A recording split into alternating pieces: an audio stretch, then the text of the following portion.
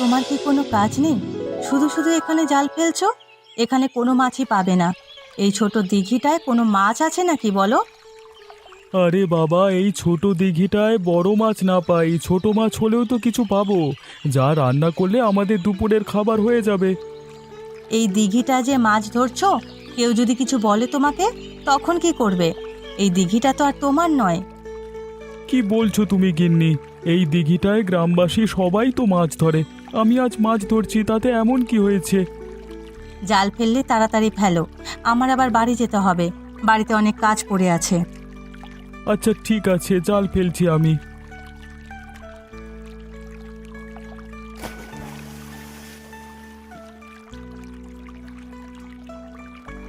দেখেছো গিন্নি, জালে কত বড় একটি কাতলা মাছ উঠে এসেছে। এ তো দেখছি বিশাল বড় কাতলা মাছ। পুরো গ্রামকে ভাগ করে খাওয়ালেও এটা কমবে না। তবে এই কাতলা মাছের খবর পেলে গ্রামে নাকি তুলকালাম কাণ্ড ঘটবে। আরে গিন্নি, তুমি এখন এত কথা বলো না, তাড়াতাড়ি কাতলা মাছ নিয়ে বাড়িতে চলো। এ কি দাদা, তুমি এত বড় মাছ কোত্থেকে পেলে? আমি আজ পর্যন্ত এত বড় মাছ কোনোদিন দেখিনি। আরে আমাদের গ্রামে যে ছোট দিঘিটা আছে না, সেখানেই জাল ফেলেছিলাম।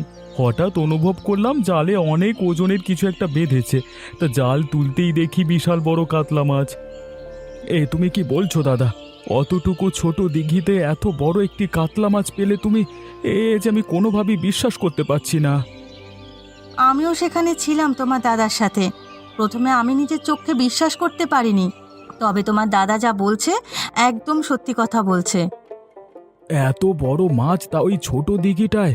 বাহ দাদা, তাহলে তো আমাদের কপাল খুলেই গেল, কি বলো? কপাল খুলেছে কিনা জানি না, তবে বিশাল বড় একটি মাছ খাওয়ার স্বাদ পাওয়া যাবে। আমি আজকে বিক্রি করব না সবাইকে নিয়ে খাবো, সেটাই ভাবছি। তাহলে তো আরো ভালো হয়, সবাইকে নিয়ে মাছ খেতে ভালোই মজা হবে। আমিও তো সেটা ভাবছি। গ্রামবাসী সবাইকে নিয়ে এই মাছটা আমরা রান্না করে খাবো। বেচা বিক্রি করব না এই মাছটা আর কি। বিক্রি করলে অনেক টাকা পাওয়া যেত। তবে তুমি যখন সিদ্ধান্ত নিয়েছো এই মাছ বিক্রি করবে না, গ্রামবাসী সবাই মিলে খাবে, তবে তাতে আমার কোনো আপত্তি নেই। এটাও একটি ভালো কাজ। কাজ বাজ যা আছে সেরে আয়, কালকে সকালে সবাইকে নেমন্তন্ন দেব। আচ্ছা, তাহলে আমি কাজে যাই। কে সুকান্ত, এত তাড়াতাড়ি করে কোথায় যাচ্ছিস? কোত্থেকেই বা ফিরলি? কাজ শেষ করে হরিপ্রসাদ বাবুর বাড়ি থেকে ফিরছিলাম, বাড়িতেই যাচ্ছি। তা শুনলাম তো দাদা নাকি ছোট দিঘি থেকে বিশাল বড় একটা কাতলা মাছ পেয়েছে। এই কাতলা মাছ ভাগাভাগি করতেই বুঝি তড়িঘড়ি করে বাড়িতে ফিরছিস? আমার দাদা যে ছোট দিঘি থেকে কাতলা মাছ পেয়েছে, সেটা তুমি কোত্থেকে জানলে? আকাশে চাঁদ উঠলে সেটা ঢেকে রাখা যায় না ভাই, সবাই দেখতে পায়। তোরা হয়তো ভেবেছিলিস কথাটা লুকিয়ে রেখে বড় কাতলা মাছটি একারাই ভাগ করে নিবি, কিন্তু আমরা সেটা হতে দেব না। হতে দেবে না মানে? কি বলতে চাচ্ছ তুমি? আমাদের এই কাতলা মাছের ভাগ দে, না হলে তোর ভাইকে জিজ্ঞেস কর কাতলা মাছ বিক্রি করবে কিনা। আমি তো মাছের ব্যবসা করি, শহরে গিয়ে কাতলা মাছটা বিক্রি করে অনেক দাম পাবো, সেখান থেকে না হয় তোদেরও অর্ধেক ভাগ দেব। না না, আমরা এই কাতলা মাছ বিক্রি করব না, সবাইকে নিয়ে এই কাতলা মাছ রান্না করে খাওয়া হবে। অবশ্যই তোদের এই কাতলা মাছ বিক্রি করতে হবে। আরে বলছি তো কাতলা মাছ বিক্রি করব না, তার উপর তুমি জোর জবরদস্তি করছো কেন? বেশি বাড়াবাড়ি করতে এসো না আমার সাথে। তোমার থেকে আমার শক্তি জোর কিন্তু অনেক বেশি। আচ্ছা, শরীরের জোরে দিমাগ দেখাচ্ছিস, ঠিক আছে আমিও যাচ্ছি।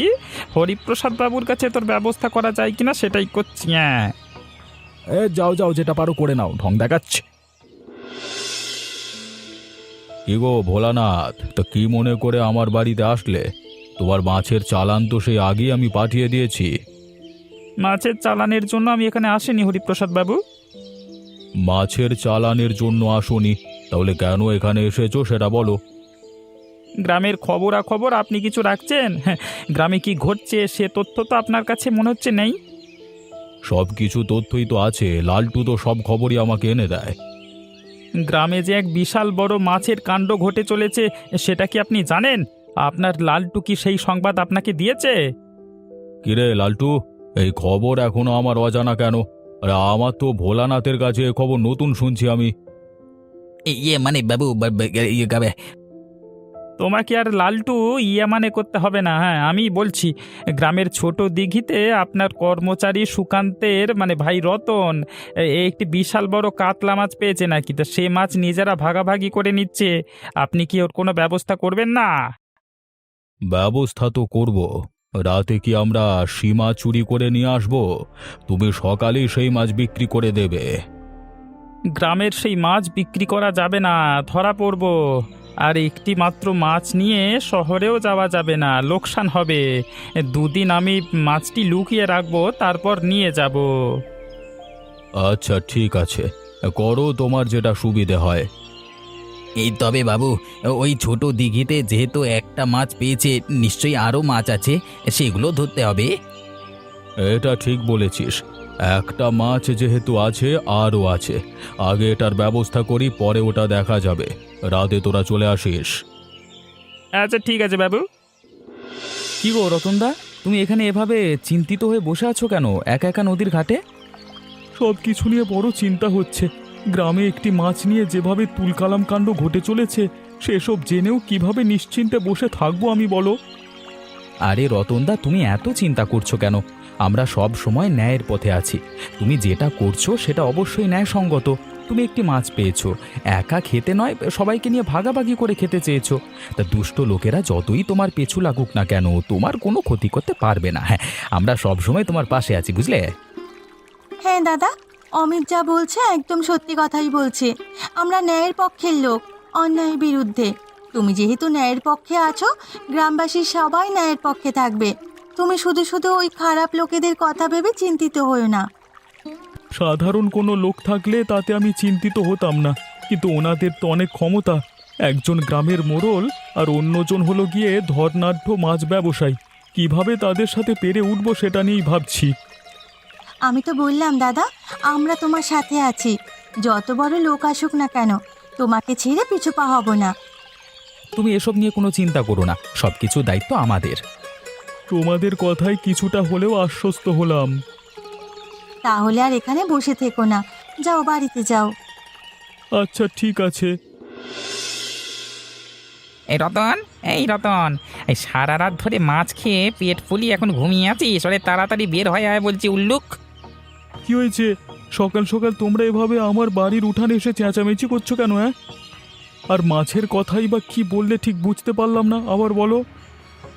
এই এই গ্রামের সবাইকে ওই বড় মাছ খাওয়াবি বলে এখন নিজেই সেই মাছ খেয়েছিস নাকি বিক্রি করে দিয়েছিস সেটা বল। কি বলছো তোমরা? আমি তো সে মাছ খাইনি। ভেবেছি আজকে দুপুরে সবার জন্য সেই মাছ রান্না করব। তাহলে সেই মাছ কোথায়? আমার ঘরে রাখা। যাও যাও, তাহলে নিয়ে আসো গিয়ে।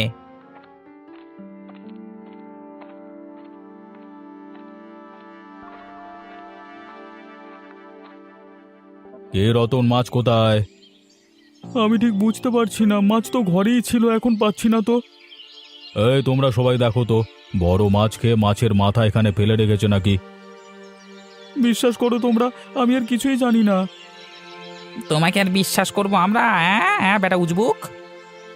আমাকে বিশ্বাস করতে হবে না, শুধুমাত্র আমাকে একটা সুযোগ দাও, আমি এই সত্যটা বের করে ছাড়বো। আচ্ছা, তোমাকে একটা সুযোগ দেওয়া হলো, তুমি এই সত্য বের করবে, না হলে তোমার বিচার হবে। তোমরা সবাই চলো এখান থেকে। কিরে সুকান্ত, আজকে এত তাড়াতাড়ি কাজ থেকে ফিরে এলি?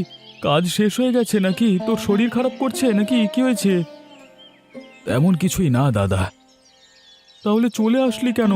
এমনিতেই তো দেখছিস আমাদের অবস্থা তেমন একটা ভালো নয়। এ সময় কাজ করলে কিছু টাকা পেতাম, তো এভাবে কাজ থেকে ফিরে আসা তো উচিত হয়নি। আমি ইচ্ছে করে কাজ থেকে ফিরে আসিনি দাদা। তাহলে কি হয়েছে? কেন ফিরে এসেছিস? হরিপ্রসাদ বাবু আমাকে কাজ থেকে বিদায় করে দিয়েছেন। তিনি বলেছেন আমাকে নাকি আর কাজে আসতে হবে না, তিনি আমাকে আর কাজে রাখতে পারবেন না। কি বলছিস তুই এসব? শুধু শুধু হরিপ্রসাদ বাবু তোকে কাজ থেকে বের করে দিলেন? তুই কি কোনো অন্যায় কাজ করেছিলিস নাকি? না দাদা, আমি কোনো অন্যায় কাজ করিনি। তিনি বলেছেন আমার মতো চোরেদের নাকি সে কাজে রাখবেন না। কখন কি তার বাড়ি থেকে চুরি করে নিয়ে যায় কে জানে। কিন্তু আমরা তো কিছু চুরি করিনি। তিনি বলেছেন আমরা নাকি গ্রামবাসীর হক মেরে খাচ্ছি। মানে চুরি করে সব একা রেখে দিয়েছি সব কিছু। থাক থাক, ওসব কথায় কান দিস নে। ওপরওয়ালা যেহেতু আছে, সত্যটা একদিন না একদিন বেরিয়ে আসবে। তুই মন খারাপ করিস না ভাই, অন্য কাজের ব্যবস্থা হবে। আচ্ছা ঠিক আছে দাদা, আমি দেখি অন্য কোথাও কাজ পাই কি না। কিরে রতন, তা কি মনে করে আমার বাড়িতে আসলি? এখন কি তুমিও আমাকে চোর বলবে বুড়িমা? তোমার বাড়িতে আসতে বারণ করবে? চলে যাব তোমার বাড়ি থেকে নাকি? আরে আমি কেমন মানুষ সেটা তুই ভালো করেই জানিস, আর তুই কেমন মানুষ সেটা আমিও ভালো করে জানি। তুই যে কোনো মাছ চুরি করে খাসনি বা বিক্রি করিসনি সেটা আমি ভালোভাবেই জানি। কেন এসেছিস সেটাই জানতে চাচ্ছি। বুড়িমা, তুমি তো আমাকে সবসময় সাহায্য করো, এবারও তুমি আমাকে একটু সাহায্য করো না গো। তুমি আমাকে একটু সাহায্য করলে সত্যটা উন্মোচন করতে পারবো আমি। আমি কি সাহায্য করতে পারি তুই বল? আমি সব রকম সাহায্য করতে প্রস্তুত। তুমি জানো আমি তো একটি বড় বিপদে পড়েছি। এই বিপদ থেকে আমাকে বাঁচার একটু উপায় বলে দাও। কিভাবে আমি সত্যটা বের করে নিয়ে আসতে পারি সবার সামনে? তুই একটা কাজ করতে পারিস। কি কাজ করতে পারি বলো বুড়িমা? যারা তোর বাড়ি থেকে মাছ চুরি করেছে এবং তোর নামে বদনাম ছড়িয়েছে, তারা নিশ্চয়ই জানে তুই ওই ছোট দিঘি থেকে এই বড় মাছটা পেয়েছিস।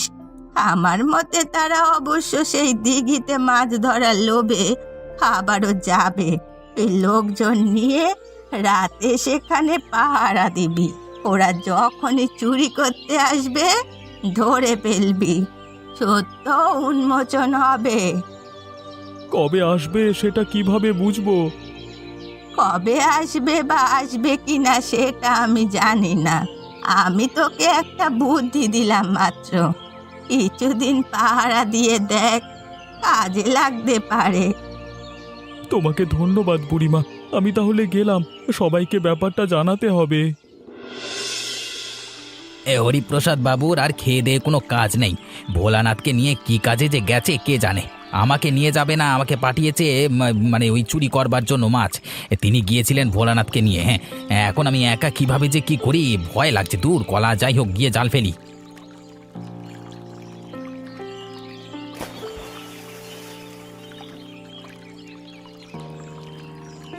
কলা, একটাও জালে তো মাছ উঠলো না। তাহলে কি এই দিঘিটার কোনো মাছ টাছ নেই নাকি? তো মাছ বুঝি পেলে না লালটুদা? না পেলে সমস্যা নেই, অন্য পুকুর থেকে বড় মাছ এনে তোমাকে দিচ্ছি, যেন হরিপ্রসাদ বাবু তোমাকে বকতে না পারে। কি তোমরা সবাই মানে এখানে কি করছো? মানে এখানে কি মজা মারতে এসছো? কিছুই করছি না গো, তোমাদের জন্য অপেক্ষা করছিলাম। তা তো দেখছি তোমরা সবাই আসলে না, তুমি একাই আসলে এখানে। তা বাকি সবাই কোথায়? আমি কিচ্ছু করিনি, তোমরা আমাকে ক্ষমা করে দাও। আমাকে হরিপ্রসাদ বাবু এবং ভোলানাথ পাঠিয়েছে। তোমার হরিপ্রসাদ বাবু এবং ভোলানাথ কোথায়? আমি কিছু জানি না, আমাকে এখানে পাঠিয়ে তারা যেন কোথায় কাজে গেছে। আমাকে ক্ষমা করে দাও। যে মাছ আমার বাড়ি থেকে চুরি করেছিস সেই মাছ কোথায় বের করে দে, তাহলে তোকে কিছু করব না, ক্ষমা করে দেব। আমার সাথে চলো, আমি সেই মাছ বের করে দিচ্ছি। ভোলানাথ না একটি জায়গায় গ্রামের মধ্যে সেই মাছ লুকিয়ে রেখেছে, দুদিন পরে শহরে নিয়ে যেয়ে বিক্রি করবে বলে। চল চল, আমাদের নিয়ে চল। ওই দেখো তোমরা সবাই, একটা চোর এটা যাচ্ছে আমাদের এই পথ দিয়ে। এই সেই চোর না, সালা একটা চোর। আরে ও চোর নাকি? ও হলো চোরেদের সাগরে। ওকে দিয়ে ওর মনিষরা চুরি করায়, সেজন্য হয়তো 2 পয়সা পেতেও পারে।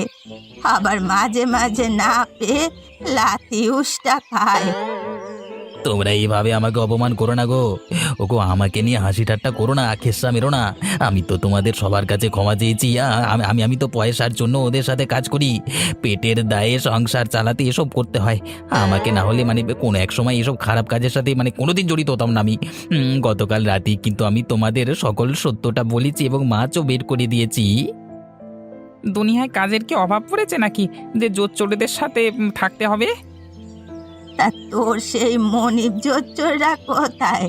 তাদের কি কোনো দেখা পেলি? না না, আমি সেখানেই গিয়েছিলাম, তাদের কোনো দেখা পাইনি। তাদের যদি কোনো দেখা পাই তাহলে তোমাদের কাছে বলবো। আমরা দুপুরে ছোট দিঘির সেই বড় রুই মাছ দিয়ে গ্রামের ভোজের আয়োজন করছি, যদি খেতে চাস সেখানে চলে আসিস। আচ্ছা ঠিক আছে, তা তা দেখবো পরে, এখন আমি যাই। হ্যাঁ,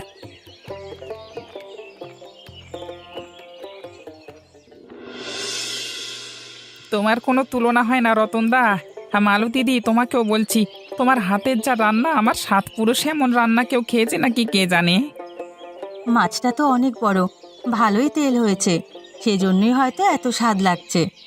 তা তো আমি বলতে পারি না, তবে এই মাছ রান্না আমার কাছে মানে অমৃত লাগছে, খাসির মাংসের চেয়েও ভালো। খাসির মাংসের সাথে তুলনা দিলেও হবে না, মনে হচ্ছে তার থেকেও বেশি। গত দুদিন আমাকে চোর বলে এখন আমার প্রশংসা করছো তোমরা? আসলে আমরা আমাদের ভুল বুঝতে পেরেছি রতনদা, ওই সারা জোচ্চোরদের জন্যই তোমাকে আমরা ভুল বুঝেছি। তুমি এসব কিছু মনে রেখো না, আমরা সবাই ক্ষমা চাচ্ছি তোমার কাছে। হ্যাঁ, তোরা যে যাই বলিস না কেন, রতনের মতো এমন মহৎ লোক গ্রামে কমই আছে। 5 গ্রাম খুঁজলেও এমন লোক পাবে কিনা সন্দেহ। তা তুমি ঠিকই বলেছ বুড়িমা, রতনদা চাইলে এই মাছ একা খেতে পারত, আবার চাইলে বিক্রি করে সব টাকা নিজে নিতে পারত, কিন্তু তিনি তা করেননি। উল্টে আমাদের সবাইকে সেই মাছ খাওয়াচ্ছে। আমরা এতটাই নির্বোধ, সেই মাছের জন্যই মানুষের কথার জোরে তাকে চোর ভাবছিলাম। যদি এই মাছ তিনি আমাদের না খাওয়াতেন তাহলে তো আমরা তাকে চোর বলার অধিকার রাখি না। তুই একদম ঠিক বলেছিস। সেটা ভেবে এখন খারাপ লাগছে, তখন এত সব মাথায় আসেনি। ওই মোড়ল এসে আমাদের সবাইকে উস্কে দিয়েছে, তখন আর আমরা ভাবতে পারিনি। তখন ভেবেছি আমাদের মাছ বুঝি রতনদা চুরি করেছে। আসলে এটা আমাদের মাছই ছিল না, ছিল রতনের মাছ। রতনদা, তুমি মহৎ মানুষ গো, আমাদের ক্ষমা করে দাও। সেসব মনে রাখিনি আমি কিছুই। এসব মনে রাখলে তোমাদের তো আর মাছ খাওয়াতাম না। এভাবে তোমরা সবাই খাবার খাও, আমি তোমাদের ক্ষমা করে দিয়েছি। যাও যাও যাও। এ কি হরিপ্রসাদ বাবু এবং ভোলানাথ, আপনারা এখানে এসেছেন কেন? আপনাদের এখানে তো কোনো কাজ নেই, কোনো চোরেদের ঠাঁই এখানে নেই। আরে এত কথা বলছো কেন? আরে খাবার রাখো, আগে এই শালাদের ধরো, তারপর শাস্তি পাওনা হয়ে আছে, মারবো। আরে খাবার রেখে উঠো না তোমরা, তোমাদের মতো খাবার খাও তোমরা, বাকিটা আমি দেখছি। আপনারা এখানে এসেছেন কেন হরিপ্রসাদ বাবু? এই খাবারের মধ্যে এখানে এসে কোনো ঝামেলা করবেন না। আমরা এখানে কোনো ঝামেলা করতে আসিনি, আমরা ক্ষমা চাইতে এসেছি। গ্রামবাসী কেউই আপনাদের কোনো রকমভাবে ক্ষমা করবে না। খাবারের মধ্যে কোনো ঝামেলা করবেন না। খাবার শেষ হোক, তারপর আপনাদের জন্য শাস্তি অপেক্ষা করছে। খাবার শেষের অপেক্ষা করুন, তারপর আপনাদের কি শাস্তি হয় সেটা দেখবেন। হরিপ্রসাদ বাবু, এটা তো আমাদের শাস্তি দিতে যাচ্ছে। এখানে আর এক মুহূর্ত থাকা ঠিক হবে না। চলুন চলুন, এখান থেকে ভেগে পড়ি, চলুন। বলা না, তুমি একদম সঠিক কথা বলেছ। এখানের অবস্থা তেমন একটা ভালো না। আবার শেষ হলে কখন এরা আমাদের উপর হামলে পড়ে বলা যায় না। চলো চলো, এখান থেকে চলো। ওই দেখ দেখ, সবাই জোচ্চোরটা পালিয়ে গেল রে, ওরে ধরতে হবে রে, পালাতে দেওয়া যাবে না মালগুলোকে। তোমরা খাবার খাও, তোমরা খাবার খাও, খাবার খাওয়া শেষ করো। ওরা আর পালিয়ে যাবে কোথায়? পাপের শাস্তি অবশ্যই ওনাদের ভোগ করতেই হবে। হ্যাঁ বাবু, আপনি এত দেরি করে আসলেন কেন? এত দেরি করলে হবে? গ্রামবাসী এইদিকে সব ছুটে আসছে, সেটা তো বলা যায় না কখন। আমি যতটা সম্ভব তাড়াতাড়ি করবার চেষ্টা করেছি রে। আমি তো আর তোদের মতো জোয়ান লোক না, দৌড় আসতে পারি না, তাই আমার একটু দেরি হচ্ছে, হাঁপানি হচ্ছে। তা কোন দিকে যাব এটাই তো বুঝতে পারছি না। কোন রাস্তায় গেলে সোজা গ্রাম থেকে পালিয়ে যেতে পারবো বলুন তো? সেটাই তো ভাবছি। রাস্তা ধরে গিয়ে যদি দেখি গ্রামবাসী সামনে পড়েছে, তখন কি হবে? কি হরিপ্রসাদ বাবু, ভোলানাথ দা, ব্যাগ গুছিয়ে কোথায় যাচ্ছ তোমরা? কিরে লালটু, তুই এখনো যাসনি গ্রাম ছেড়ে? হ্যাঁ, তাড়াতাড়ি আমাদের সাথে চল, ওরা এসে তোকে আলু ভর্তা করে দেবে। সমস্যা নেই, আমার গ্রাম ছেড়ে আপনাদের মতো মানে কাপুরুষদের মতো পালাতে হবে না। হ্যাঁ, তোরা এত বড় মুখ হয়েছে, আমাদের কাপুরুষ বললি? যারা গ্রাম ছেড়ে এভাবে চোরের মতো পালিয়ে যায় তারা তো কাপুরুষ। তুই গ্রামে থাক না, তারপর দেখ তোর কি হয়। আমার সাথে সমঝোতা হয়ে গেছে, ওরা যা চেয়েছে আমি সেটাই করেছি। ওরা আমাকে এখন ক্ষমা করে দিয়েছে। আপনাদের পথ আপনারা মাপুন। দেখলেন হরিপ্রসাদ বাবু, আপনার চেলা এক নিমেষে পাল্টি মেরে দিল। ওরে হাতি গর্তে পড়লে চামচিকে তো লাথি মারে রে, জানিস তো। আপনি এখন হাতি নন বাবু, আপনি এখন চামচিকা। যান যান যান যান, তাড়াতাড়ি যান, পালান, এই গ্রামবাসী আসলো বলে। ভোলানাথ চলো ভাই, 1 মিনিট এখানে দেরি করা যাবে না ভাই, চলো চলো চলো, উদুম মারবে না হলে এসে, চলো তাড়াতাড়ি চলো তাড়াতাড়ি চলো তাড়াতাড়ি। এমনই মজার মজার গল্প দেখতে আমাদের চ্যানেলটিকে সাবস্ক্রাইব করতে ভুলবেন না।